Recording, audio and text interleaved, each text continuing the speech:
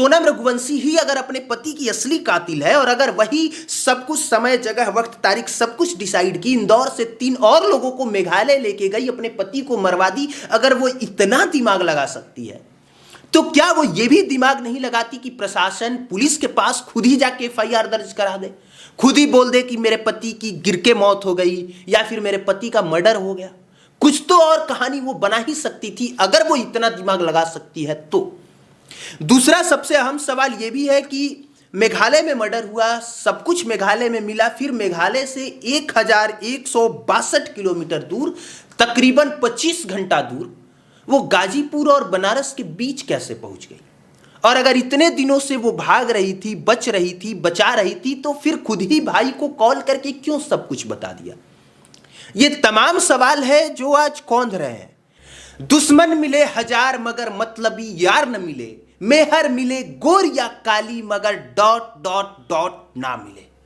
मौजूदा हालात को देख के यही लगता है कि हमारे पुरखों के द्वारा गाया गया गाना आज की परिस्थिति के अनुसार एकदम फिट बैठता है।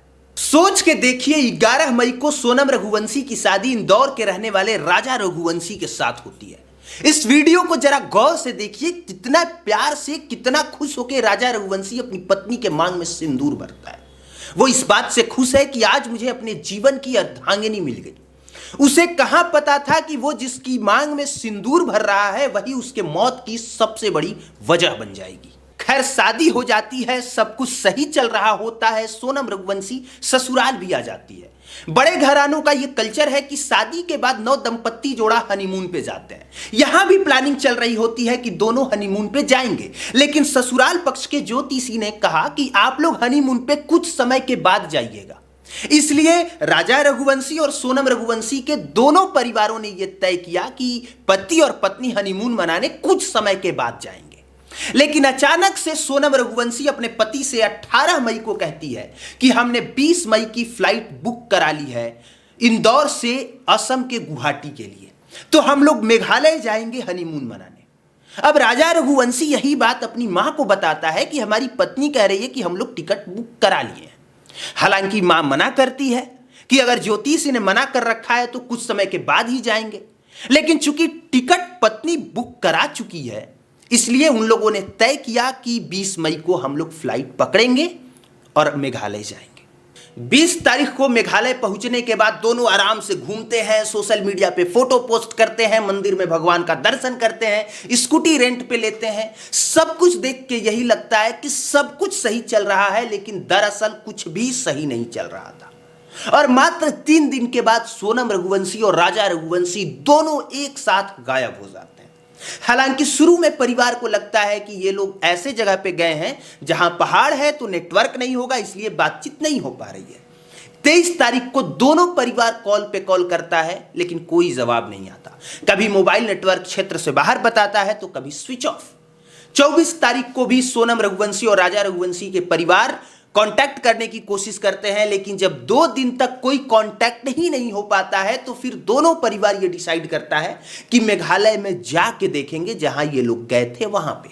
इसके बाद सोनम रघुवंशी का भाई और राजा रघुवंशी मेघालय पहुंचते हैं और सबसे पहले मेघालय पुलिस में हिल्स जिला में रिपोर्ट दर्ज कराते हैं गुमशुदगी की।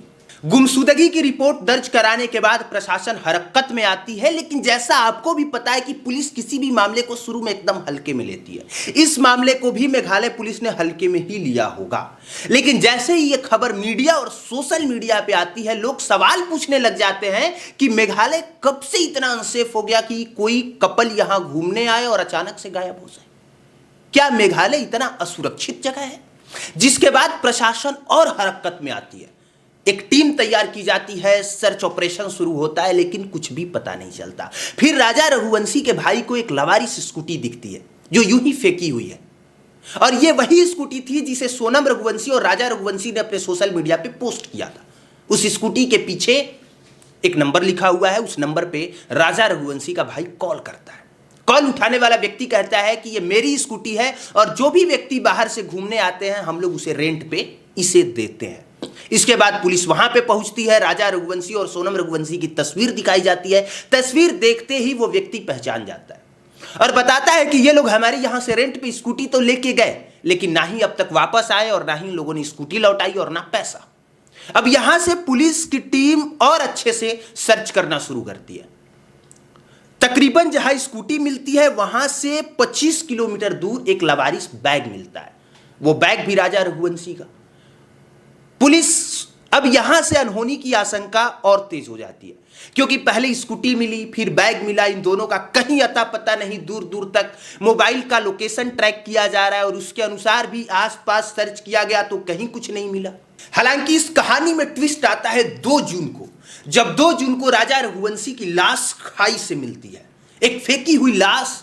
और जब उसका पोस्टमार्टम रिपोर्ट कराया जाता है तो पता चलता है कि राजा रघुवंशी की ना तो नेचुरल मौत हुई है और ना ही गिर के मौत हुई है, बल्कि राजा रघुवंशी का मर्डर हुआ है। और अब जैसे ही यह खबर फ्लैश होती है, लोग मसाले लेके बाहर निकल पड़ते हैं कि मेघालय अनसेफ है, मेघालय असुरक्षित है। 9 दंपति जोड़ा में से एक जोड़ा की हत्या हो गई और दूसरे जोड़ा का अभी तक से कहीं कुछ अता पता नहीं।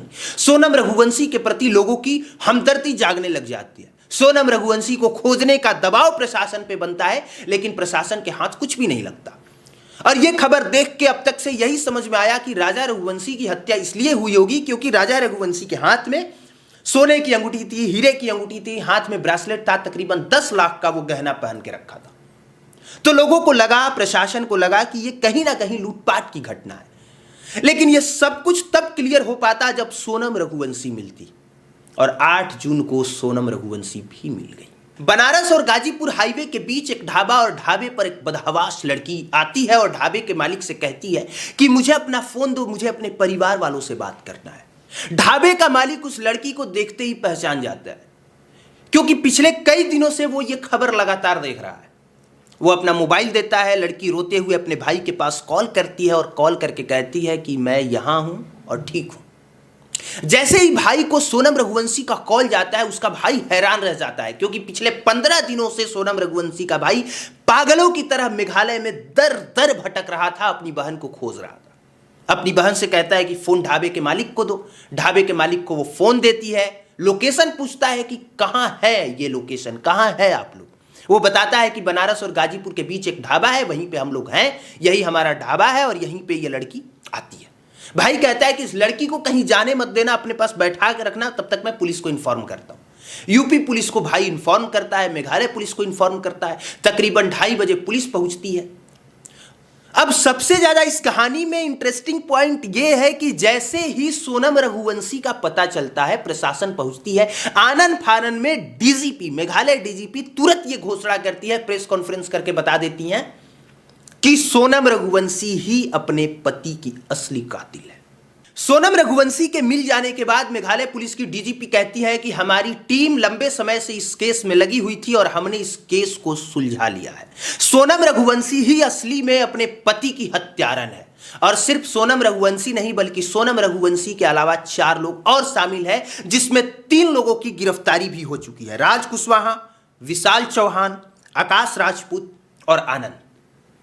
और सोनम कुशवाहा ने ही अपने पति की हत्या के लिए सुपारी दी थी। मेघालय पुलिस के प्रेस कॉन्फ्रेंस के बाद कई सारी कड़ियां जुड़ने लग गई। किस तरह से सोनम रघुवंशी ने अपने ही पति को मारने का प्लान तैयार किया, मेघालय से ही 4 लोगों को हायर किया, राज कुशवाहा से उसने बात करी, इसके बाद तारीख तय किया, जगह तय किया, फ्लाइट बुक करी और खुद से ही सब कुछ सुनिश्चित किया। इसके बाद हनीमून के नाम पे वो मेघालय ले गई, वहां पे उसे मार दिया गया, मारने के बाद फेंक दिया गया और खुद सोनम रघुवंशी लंबे समय तक गायब रही।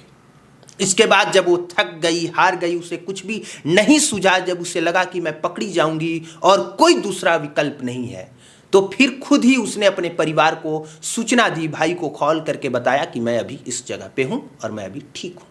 खबर यह भी निकल के सामने आई कि सोनम रघुवंशी उसी की फैक्ट्री में काम करने वाले, मैनेजर के पद पे रहने वाले राज कुशवाहा से प्यार करती थी और राज कुशवाहा के साथ ही मिलकर राजा कुशवाहा को मारने की इन लोगों ने प्लानिंग तैयार की।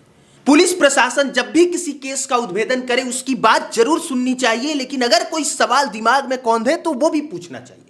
जैसे कि सोनम रघुवंशी ही अगर अपने पति की असली कातिल है और अगर वही सब कुछ, समय, जगह, वक्त, तारीख सब कुछ डिसाइड की, इंदौर से 3 और लोगों को मेघालय लेके गई, अपने पति को मरवा दी, अगर वो इतना दिमाग लगा सकती है तो क्या वो ये भी दिमाग नहीं लगाती कि प्रशासन पुलिस के पास खुद ही जाके एफआईआर दर्ज करा दे, खुद ही बोल दे कि मेरे पति की गिर के मौत हो गई या फिर मेरे पति का मर्डर हो गया।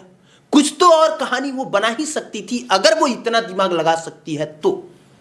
दूसरा सबसे अहम सवाल ये भी है कि मेघालय में मर्डर हुआ, सब कुछ मेघालय में मिला, फिर मेघालय से 1162 किलोमीटर दूर, तकरीबन 25 घंटा दूर वो गाजीपुर और बनारस के बीच कैसे पहुंच गई?